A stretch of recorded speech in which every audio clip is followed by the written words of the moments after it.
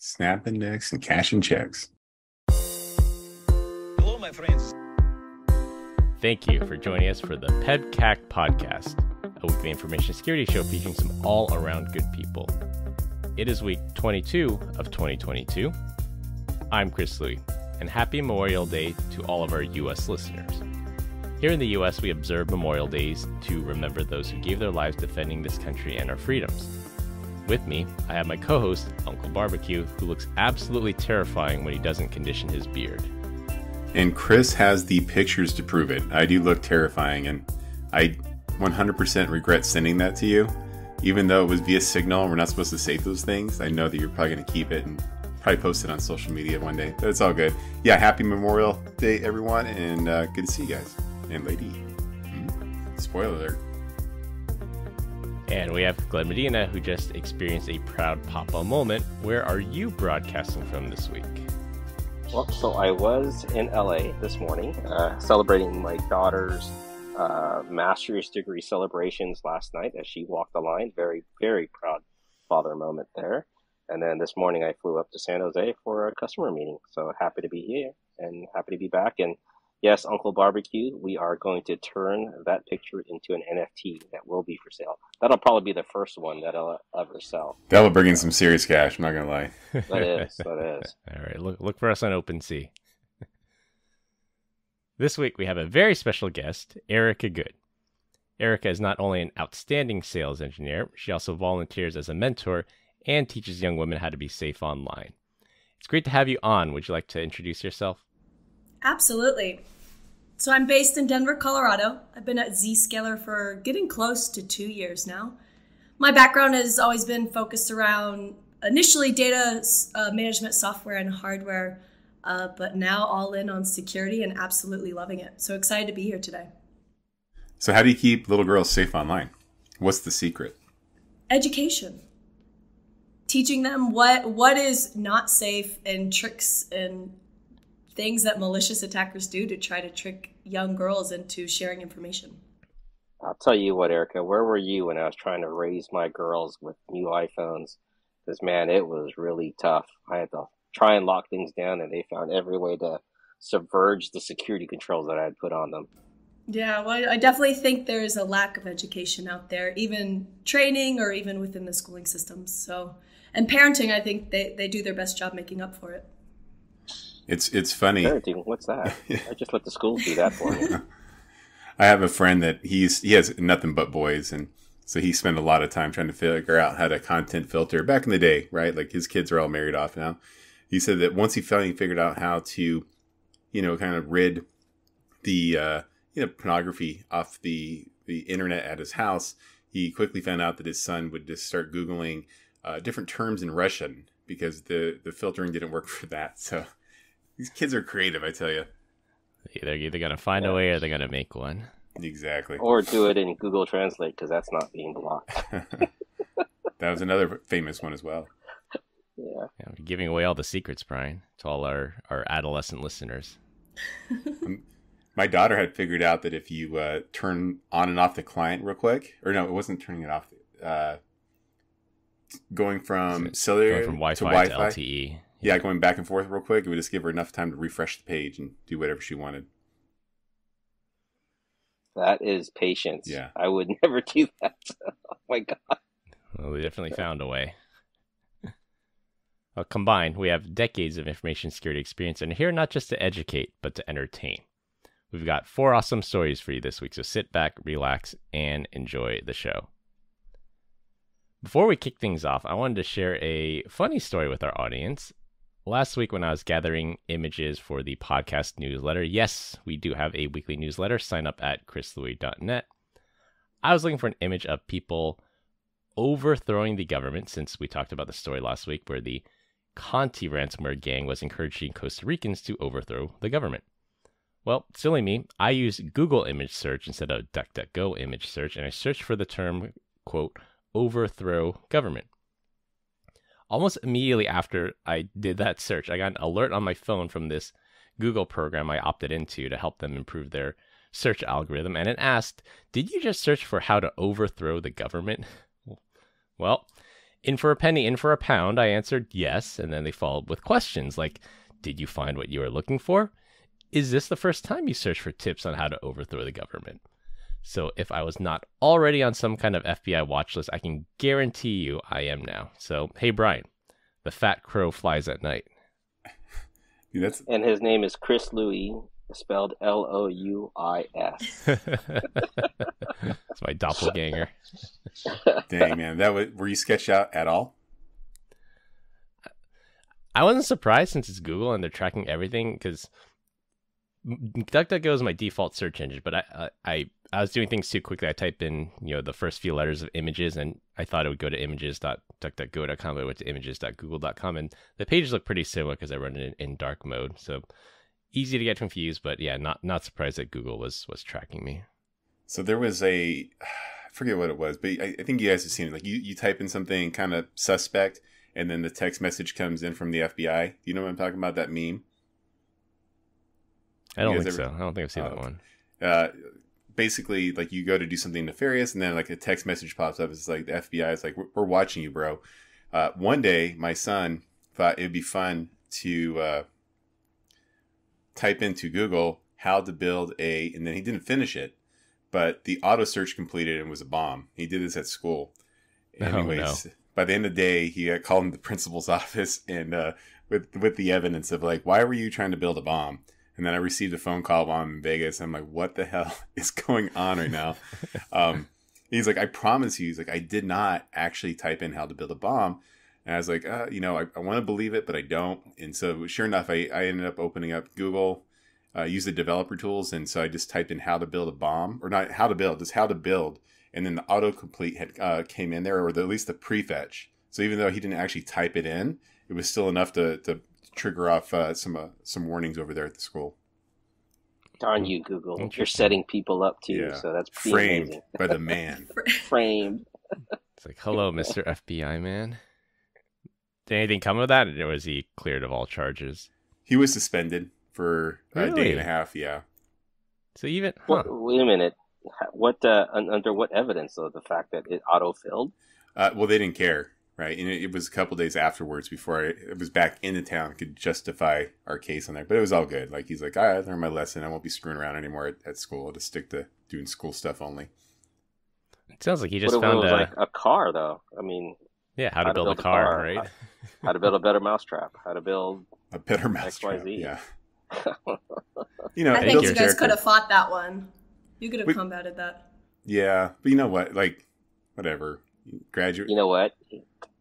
He didn't do the Shaggy defense. Yeah, that should have been it, the Shaggy defense. Exactly. I was going to say, I think your son uncovered a denial of service attack. Just start some kind of TikTok trend and say, go to Google, type in how to build, and then hit enter, ha ha ha, and then all these kids get suspended everywhere. Oh my gosh. I don't know if it's still the same thing. I don't know if it would yield the same results, because this was after, something terrible had happened, I think. Okay. So there was, okay, I can see that. There's zero tolerance for any shenanigans. Got it. Yeah, now I can see how to build a chicken coop or a resume or a website. So I don't use Google search anymore. Well, that's probably what the top 5, top 10 how-to build. Maybe we should figure out the how-to on their what their search criteria is. Don't the results change based on who you are and where you're at, though? Yeah, they do. Allegedly, yeah. That's what they say. Yeah.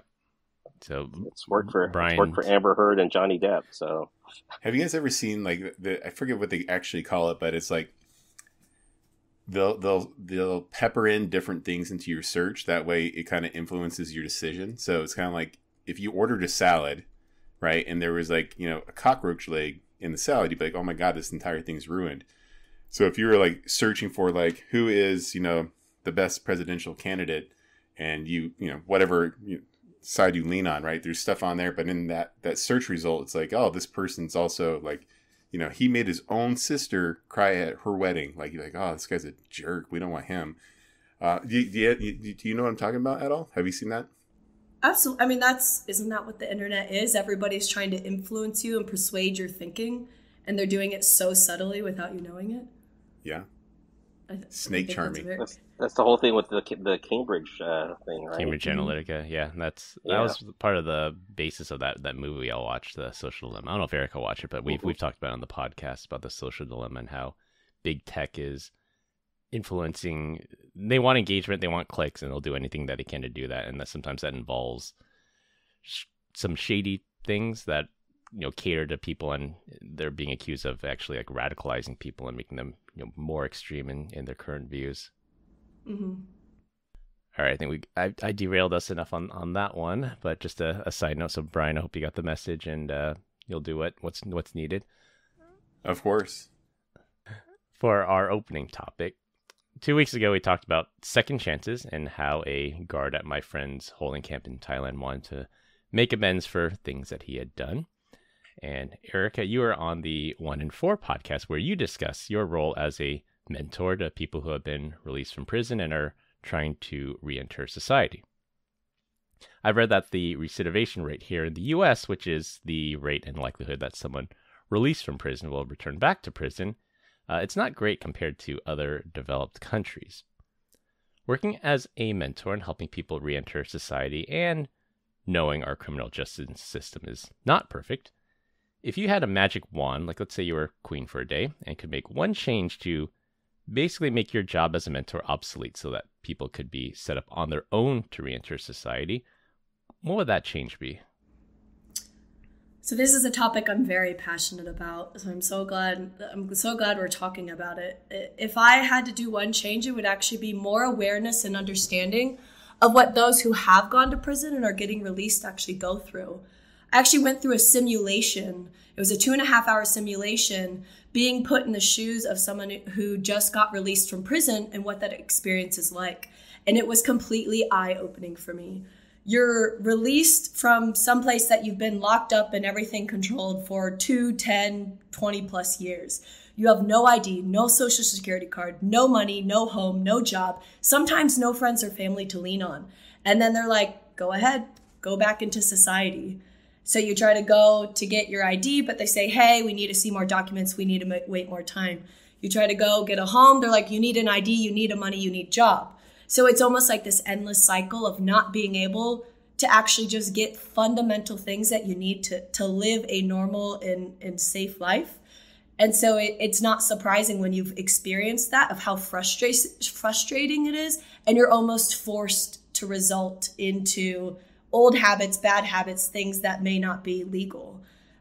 So I think if more people understood what that was like, they would realize how wrong that is and probably make changes and try to rally and support, make changes to the justice system, or at least support others who have been released. So if more people understood that, I think we would change the systems and the processes that currently exist today. So in true Brian Deitch fashion, I'm going to go on the other side of this, and I can't remember where I heard it, but it was hilarious. Do you guys know that show, Locked Up Abroad? I'm familiar with the show. I've never actually watched it. So basically, you're traveling, you're in a third world country, you get locked up, thrown into a prison, and it is bad news, right? And so the concept is like Locked Up Abroad American Edition, where it's someone from like a third world country coming to America, they break a rule, and now you're just kind of sitting there, they're in prison, and they're intercepting like letters being written back at home. And it's like, dear mom and dad, like we get meals 3 times a day.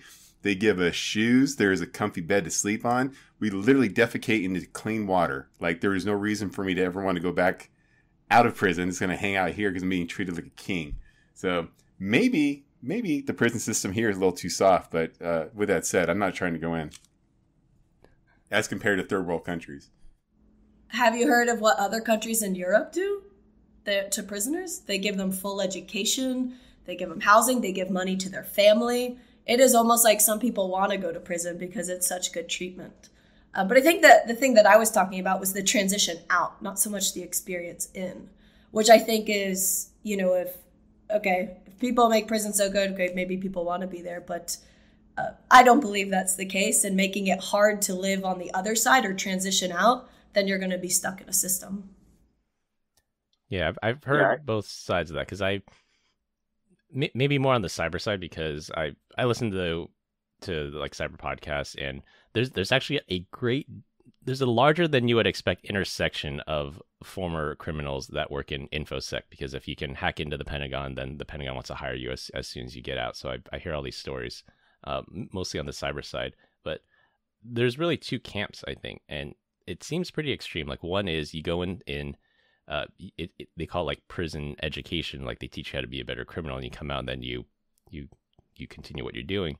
And then there's also the other side that says, prison was such a horrible experience for me. I never want to go back. That scared me straight. So I've seen, I guess, both sides, but mainly on the, what we call the white collar side, not so much the violent crime side.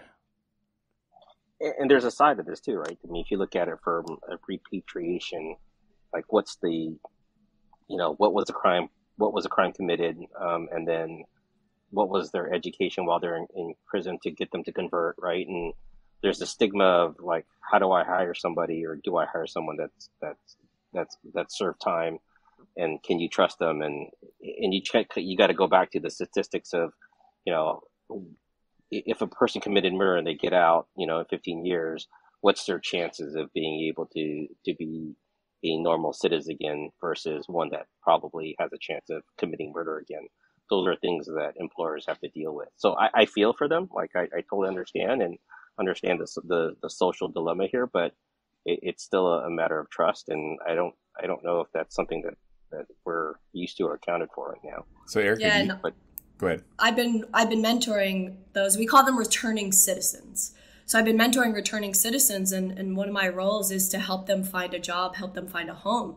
And it's so disheartening how many job interviews we prepare them for, they go through, and then, of course, at some point it has to be brought up, oh, hey, I just got out of prison, and then the interview ends right there. Okay, sorry, we're looking for something else. And it's even roles that are like a concierge at a building, or something very simple that might not be, exposed to a lot of information, not too much responsibility, but there's this stigma of the moment you've been in prison, I'm not going to hire you. And so that's hard. Let's go back on that. Maybe there's something deeper inside this, right, Erica? It's maybe if like, who was it?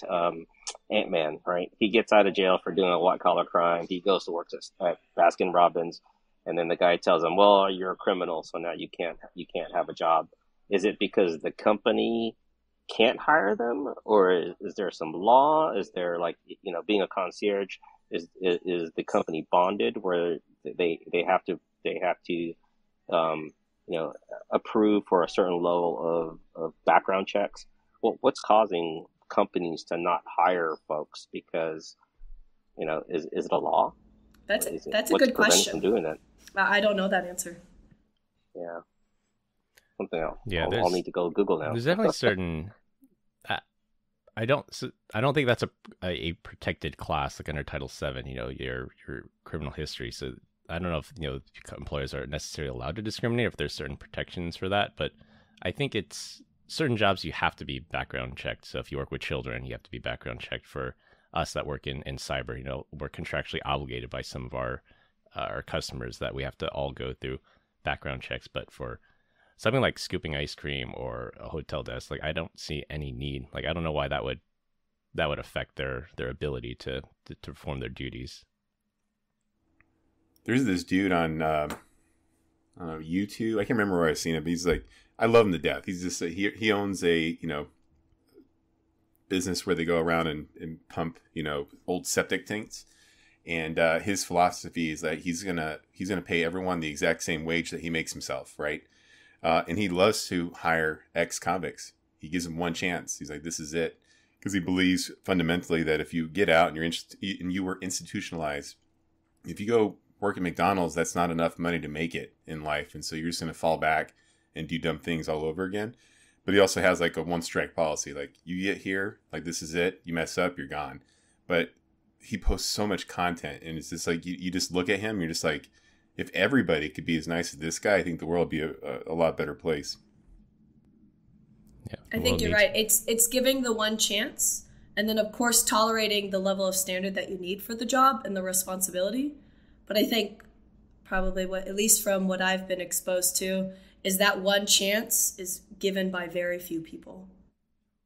I'm not gonna lie. If I had to give one chance to somebody and it was male or female, I'm totally going to give it to a female. I'm way more open to that idea than some dude. I'll be honest, like, the dude, you're a scumbag. You made bad decisions. The girl, well, of course you need a second chance. Maybe that's, I think that's hard. You see, you already have the stigma. So I think it's hard because sometimes people, when you learn about the back end stories of what did they do to get them to be incarcerated, it's not always what you think. Sometimes their hands are forced. They're doing it to protect their family. There are, of course, situations where it's, the more extreme cases that might be a little less forgiving or understandable. But there's a lot of cases where you just need to understand what happened, where they were at, what their mindset was, and then, kind of check on the pulse of the temperature of people want to do better. They want to be better, and they want to start a new life. And I wish more people knew that and would be willing to forgive and give a chance. Yeah, I guess if you did your time right, you should be free to go about your day. For our first topic, we'll lead off with our ransomware story of the week. Some research out of CloudSec has uncovered a new strain of ransomware dubbed GoodWill. And no, this is not the organization that accepts your donations to create jobs. Full disclaimer here, I honestly cannot tell if this is a joke or real, but I thought it would make for a really good story. The ransomware installs, propagates, and encrypts victims' files just like any other kind of off-the-shelf malware. Where things get interesting is when the ransomware crew, believed to be based out of India, when they ask for the ransom demand. Instead of cryptocurrency to get the decryption key back, the GoodWill crew asks companies to commit acts of charities in a Saw-like game. For example, level 1 of this game is to provide new clothes and blankets to people in need on the side of the road and make and upload a video to your company's social media accounts encouraging other people to do the same. Once that's done, you've unlocked the next level where you gather up homeless or underprivileged kids and take them, and they specifically call this out, to take them to Domino's, Pizza Hut, or KFC, and again, taking selfies with the kids, posting them to your corporate social media account, and encouraging others to do the same. Congratulations, you've now unlocked level 3. Level 3 requires the victim company to go to a local hospital and seek out patients who require a medical procedure but just cannot afford it. Record a message saying you'll pay for all medical expenses, upload that to your corporate social media account with a message of how the GoodWill crew changed you for the better, and now you get your decryption key. Now, no known victims have been identified, but we have found a hacker group with a heart of gold. What are your guys' thoughts? So we see here that you were a felon. You went to prison for like 18 months. What did you do? Can you explain your crime? Well, I installed malware and made people give KFC to people that were hungry. Boom, you're rehired. Maybe that should be everyone's background story. I like this. I can get behind it. I know, I'm conflicted because I've taken philosophy courses where the question always become, is it okay to do bad things when your intention is good? And I've never been able to answer that. But you're happy because they're trying to make good in the world, but I don't know if that's going to have long-term effects on those folks who are forced to do good, and it's for show. I am as well. This is one of those, you're cheering for the bad guy, but really you shouldn't because it's not the right thing to do. So I don't know. It's like hard to say. It's a classic Robin Hood story that you attack this company, and since there's no known victims, we don't know if they're attacking companies they perceive to be evil or doing bad things in the world, or if they're just, it's whoever they can hit and forcing people to have some corporate responsibility and giving back to the community. It's definitely interesting. It's a different take on things, and like you said, Brian, I think if these people ever get caught, they haven't a case in court to say, I've never profited from this. I was trying to do good in the world, and that might be a mitigating circumstance when it comes to their sentencing. My level of philosophy training was kind of limited to the DMX song, Ready to Meet Him. Do you guys remember that song? No. Why am I the only hip-hop jarhead in the 90s room? Rap. We're calling back that, or 2000, I think it was 2000s, late 90s, 2000s. Yeah, basically it was like, thou shalt not kill. He's like, what if he's trying to kill me? Thou shalt not steal. But what if he stole from me? So I get it. And that's the limitations of it. Everything else I kind of slept through in college. That an X gonna give it to you. He put out some bangers, man. I'm not gonna lie. Yeah. He didn't make it to 50, right? We were talking about him in one of the other previous podcasts. I think he was 50. If I remember correctly. I think he was exactly 50 when he passed. 50, yeah. I saw him once in Arizona, like hauling butt down the Scottsdale 101 freeway, and I think it was like an old Monte Carlo. But I mean, like, he was trying to go to prison that day. Like, I mean, he was driving so fast, it was insane. And the only reason I even knew about it was him because I had seen a picture on social media of the car. I'm like, that's DMX, and I go, that's DMX driving really fast. Bye, DMX. He lived life to the fullest, right? Isn't that the saying, a candle that burns twice as bright only burns half as long? What's weird is if you only listen to the music of his that came out on the radio, you'd be like, oh, this guy's pretty sketch. But if you actually listen to his albums, you're like, here's a man that is like seriously like battling demons. Like, he's trying to do good. Like, he believes like in God and stuff like that. But he's just like, every once in a while, just kind of gives in to the dark side. Well, that was his movie, Cradle to the Grave, right? Is a robber turned good, stealing for the right things to get his daughter back.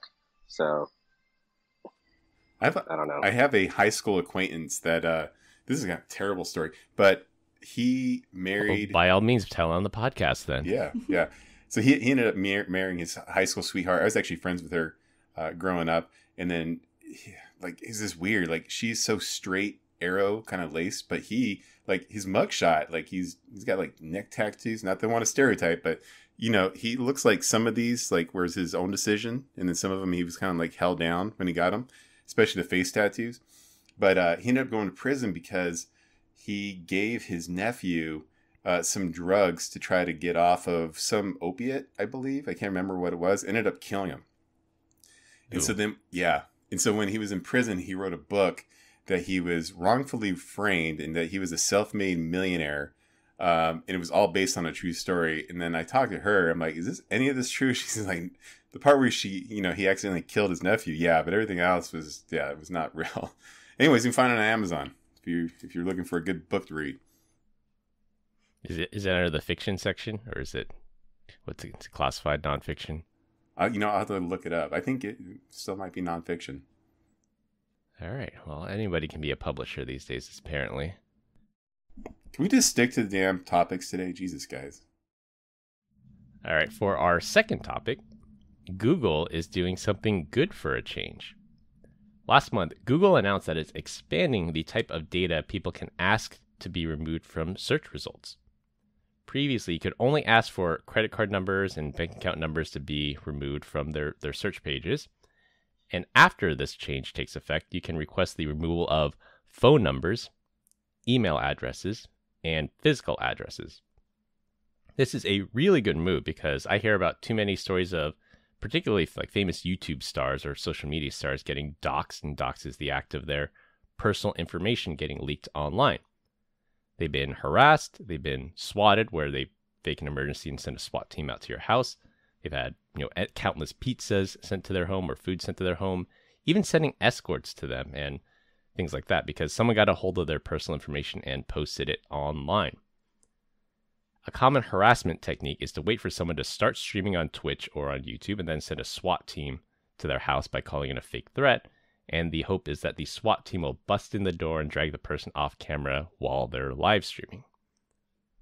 This change will not actually remove the information from the offending website, but Google can make it much harder to find it since they are the dominant search engine online. I know that people value their privacy like journalists. We've talked about Brian Krebs a lot on this podcast, and he's actually been swatted, and someone actually sent heroin to his house hoping to get him arrested. Have you guys ever been doxxed or heard any stories about people getting doxxed? I don't know, but I know Brian said he would gladly take a couple pizzas at his house. If you want to send me some pizza, go for it. SWAT team, not necessarily a huge fan. Heroin, no thanks. I'm good. But pizza. Or puppies. If you want to send me puppies all day long, right? I love Send puppies. me food. I'm totally okay. Send all the food. What's your favorite food, Erica? Sushi or steak? Ooh, it's a little surf and turf. I like it. Sushi and steak. Surf yeah, and turf, I like yeah. that. Oh, there you go. I knew there's a reason why we liked you. Yeah, I don't like I said, I it's never happened to me, but I'm nowhere compared to anyone else. So I'm nobody. Let's put it that way.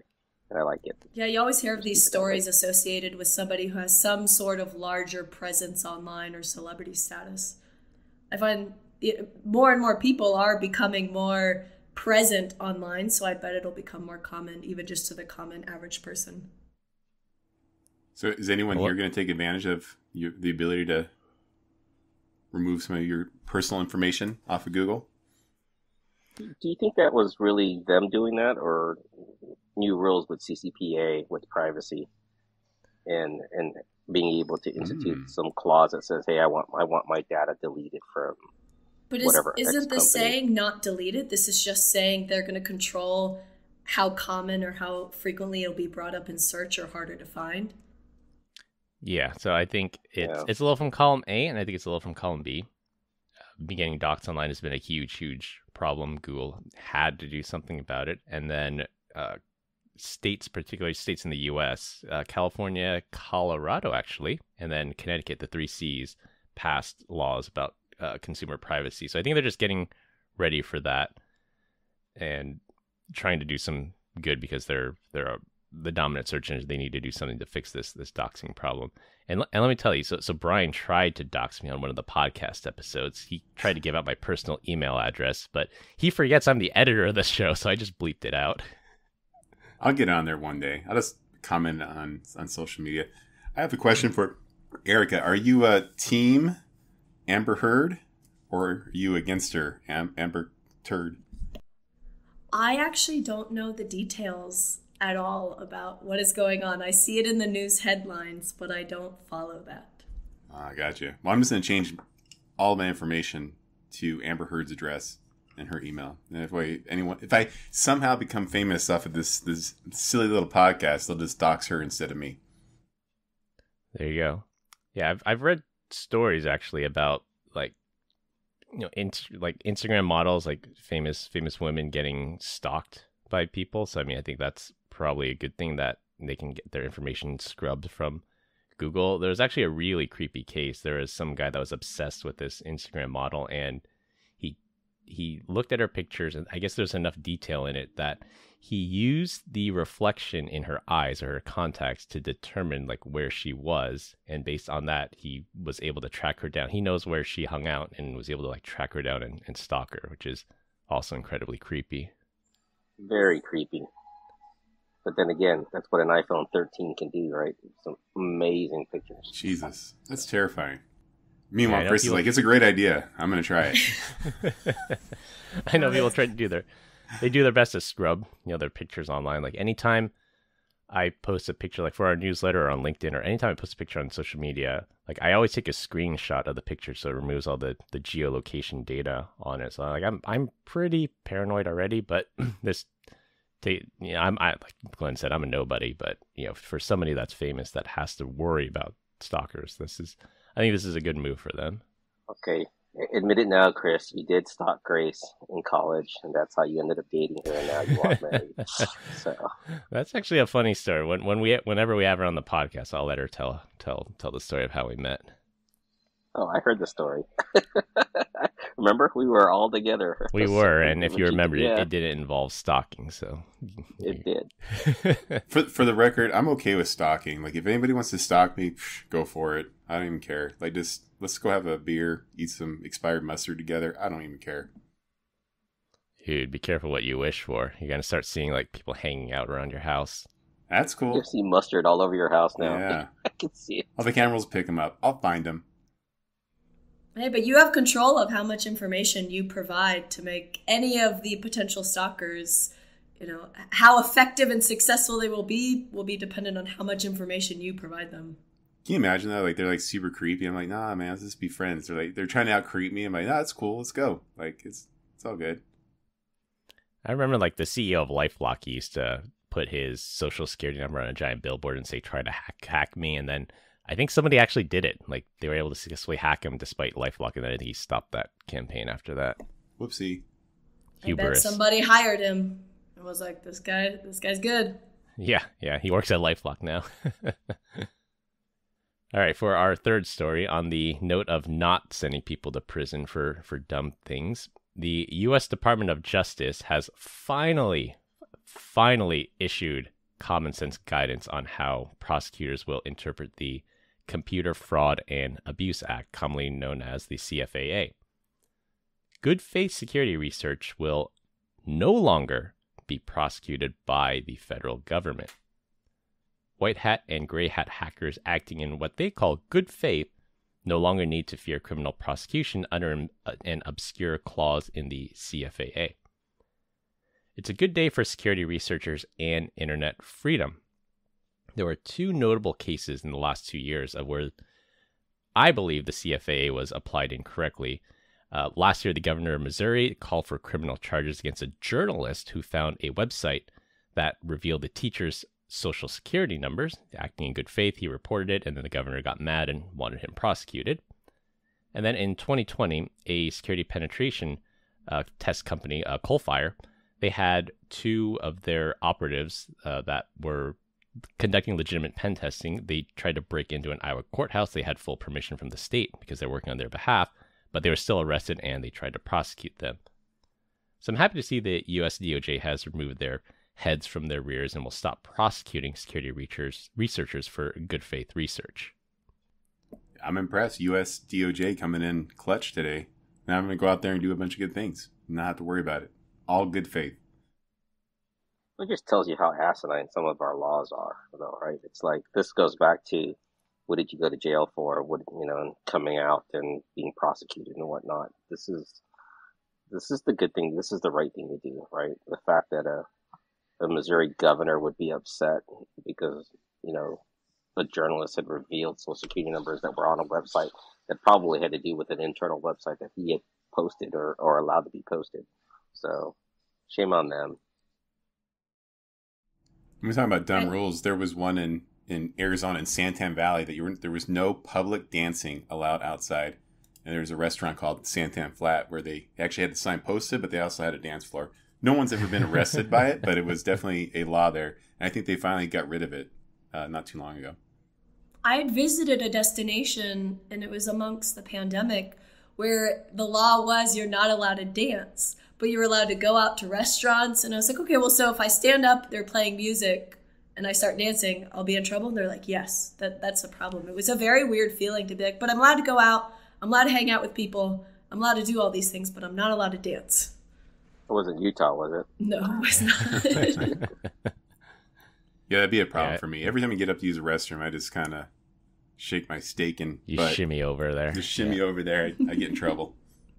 Do the robot. Like, Chris does the robot. This is how I move. This is how I walk. I'm always stiff and move in these opposite weird directions. What are you talking about? I walk like a pimp. I shimmy all the time. I mean, if you technically walk in dancing, right, you could argue the thing that you just always do that. I mean, this is how I always walk, right? Just doing the juke. The running man. I guarantee Erica can do the running man. Probably better than all three of us. What do you think? Am I right? Did I just stereotype you? I don't know. Maybe you'll never know. False. We'll figure it out. Yeah, we'll figure that one out. Zoom dance competition? Yeah. Maybe Chris will bust out and surprise all of us. He's got some good moves. Yeah. Yeah, you never know. I think we all have that one go-to move. If anybody pushes us in the middle of a ring, I think we all have that one move that we're prepared to do. What is your move? I don't think it has a name. I think it's an Erica original. All right, let's see. What about you? I'll have to demonstrate that at some point. All right. Send us the video, Erica, and then we'll post it. It'd be kind of hard with Zoom.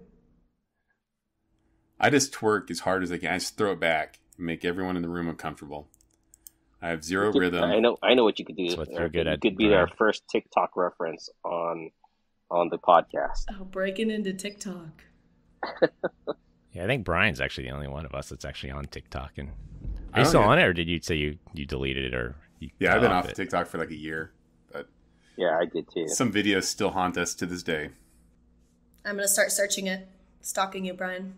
I'll find out all the information. I'll send it to you, Erica. It's actually a video that I shot of my sister-in-law and my wife that ended up going viral that we see on in-app games now. We have no control over it. Yeah. I guarantee you've probably seen it. Wow. Yeah. So you're famous. Your family's famous.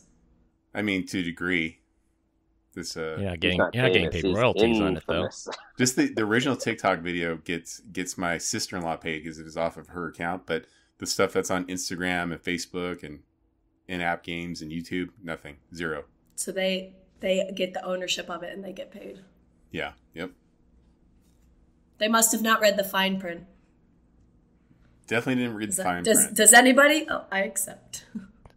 Yeah, I don't think so. It would take decades for you to actually read all the fine print of every app you've ever installed. And then you redline. At the end of it, though, but at the end of it, what are you going to do? You can't redline it and send it back. You're going to click accept because you want to use that app. Right? Yeah, take it or leave it. I always wonder, though, for certain people, if they ever have the ability to redline and go back to those companies and they would accept other legal terms. I've always been curious for the, maybe super wealthy or super elite, super influential. I think for the influencers that companies go after, so the other way around. So like Instagram was trying to steal TikTok stars because everyone fled over to TikTok. And then when Microsoft came out with their streaming service to compete with Twitch, they got Ninja, they got a couple other guys over there. I bet they can dictate the terms. So if the company comes after you, I bet you get to dictate the terms. But if you're like me and you're a nobody and you sign up for this, they're like, who's this guy? I'm not redlining this thing. You either take it or leave it. By the way, I'm a Ninja fan and a Mr. Beast fan. This all-around good guys right there. Legit. Tell me I'm wrong. Yeah, Mr. Beast is a little odd, but I think he's trying to do good things. For our last topic, and it will be a rotating topic every week, this week we're going to talk about a controversial program the cryptocurrency exchange Coinbase is launching. Crypto exchanges have always been very progressive with their employees, and this is definitely an interesting concept. I believe all three of you actually have gone through Zscaler's leadership program here, so you may have a unique perspective. Coinbase is launching a program where all employees will be rating each other and their managers after meetings and interactions. The goal is radical transparency to gather feedback in real time and aggregate that data to better streamline their operations. Employees will use an app to review how well their coworkers demonstrate the 10 core values at Coinbase, including things like communication and, quote, positive energy. They can share their input in the form of a thumbs up, a thumbs down, or a neutral rating, gladiator style. So rating your coworkers and managers after meetings, what could possibly go wrong? I mean, obviously, I just get nothing but thumbs up, so I love the idea of this. Just like your Uber rating. Just like my Uber rating, baby. Everything can go wrong.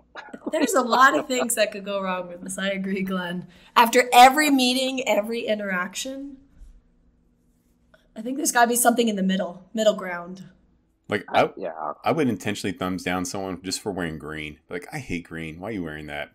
Yeah, that's what you get today. You skew the data. Yeah, skew the data. It's like, you smell like onions. Thumbs down. Yeah, I think it's essential that we get feedback, even from a management standpoint and even, laterally with peers and even subordinates. But I think after every meeting is a little bit much. I mean, I don't fill out every questionnaire when I come out of Kaiser after my doctor's appointment. I don't fill out every questionnaire that comes out from everywhere because I just don't have time for that kind of stuff. And it takes a lot of thought.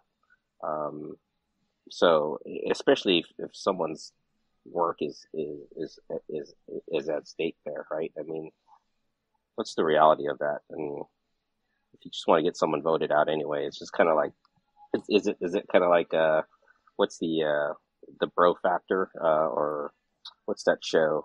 Like you can crowdsource getting someone fired, just like collude together with a bunch of people and give everyone someone you don't like a thumbs down.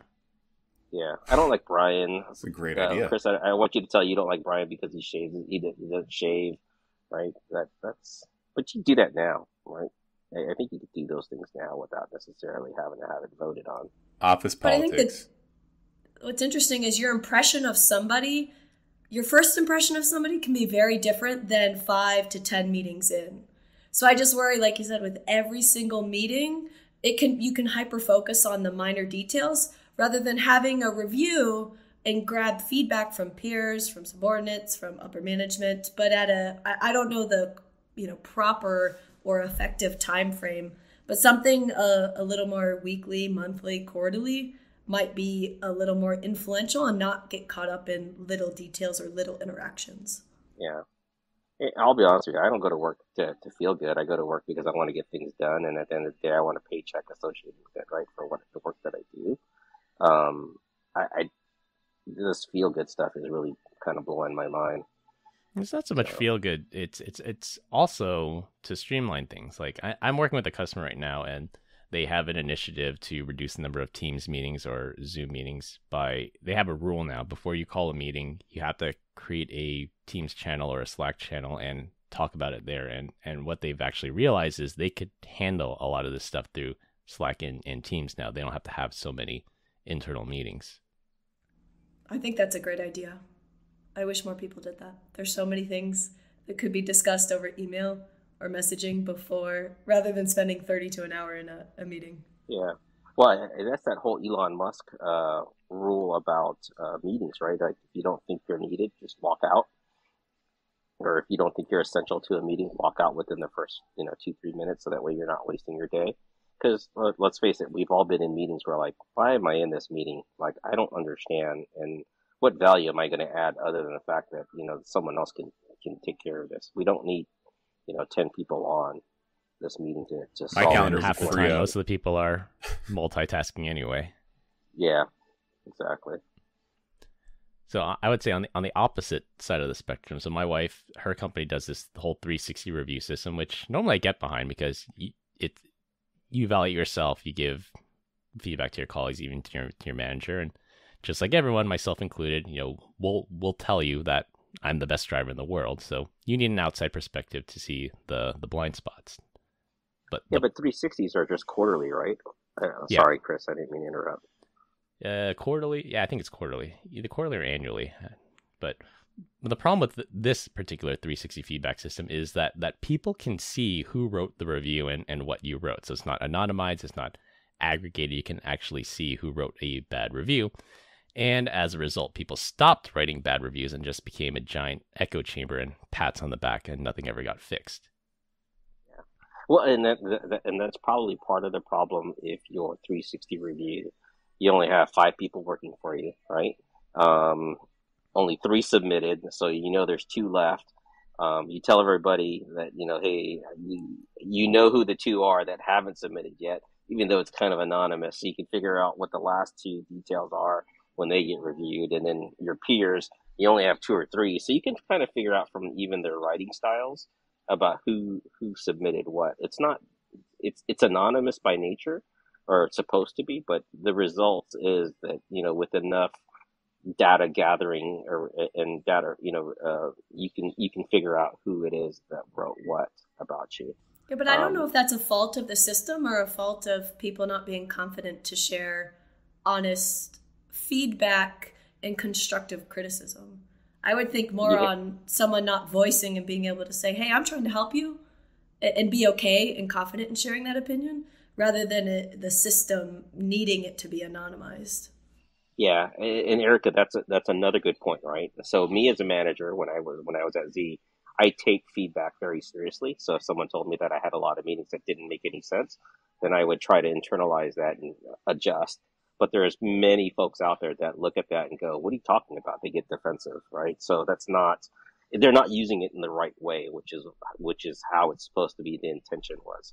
So, like I said, like everything, like there's always good things, but that you're trying to accomplish, but people construe that and maybe take it a different way, right? Or do things differently based off of the data that they're getting. Yeah, I think you have to crowdsource the data a little bit differently. My first couple of years when I would do this for my professional growth moment, specifically when I was at F5, I would only hit up people that I kind of knew. It was still anonymous, right? I didn't know exactly who was writing it.